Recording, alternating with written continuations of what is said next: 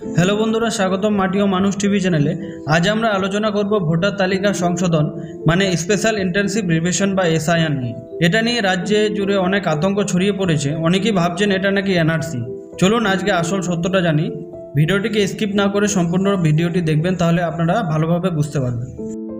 SIR আসলে কি? নির্বাচন কমিশন ভোটার তালিকার হালনাগাদ কাজ শুরু করেছে। এই প্রক্রিয়ার নাম স্পেশাল ইন্টেনসিভ রিভিশন কিংবা এসআইআর। এখানে 2002 সালের ভোটার তালিকা আর 2025 সালের ভোটার তালিকার মিলিয়ে দেখা হবে। উদ্দেশ্য কি? ভুয়ো ভোটার বাদ দেওয়া, ডুপ্লিকেট নাম মুছে ফেলা, নতুন ভোটারদের নাম তোলা এবং ভুল নাম ঠিক করা। এই কাজ 26শে সেপ্টেম্বরের মধ্যে শেষ করতে হবে। মানুষের ভয় ও এনআরসি নিয়ে কি গুজব ছড়িয়েছে। রাজ্যে এখন অনেকে আতঙ্কিত। অনেক গ্রাম শহরের মানুষ বলছে আমাদের নাম যদি বাদ যায়। কেউ আবার ভাবছে নাকি আসলে এনআরসি শুরু।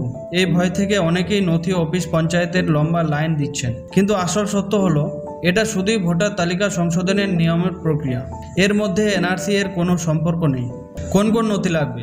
বিএলও বা বুথ লেভেল অফিসার আপনার বাড়িতে গিয়ে তথ্য যাচাই করবেন।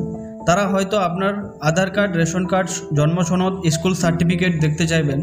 কিন্তু সব কিছু লাগবে না। শুধু প্রমাণ করতে হবে আপনি ভারতীয় নাগরিক, আপনার বয়স 18 বছর কিংবা তার বেশি। যাদের নাম আগে থেকে ভোটার তালিকায় আছে তাদের শুধু যাচাই করতে হবে। যাদের নাম নেই বা কোনো ভুল আছে তারাই সংশোধন বা নাম তোলার জন্য আবেদন করবে। প্রশাসনের তরফে জানানো হচ্ছে ভয় নেই, এটা শুধু ভোটার তালিকার আপডেট। আপনার করণীয়, আপনি কি করবেন? আতঙ্কিত হওয়ার কিছুই নেই। যাদের নাম আছে তারা শুধু যাচাই করুন।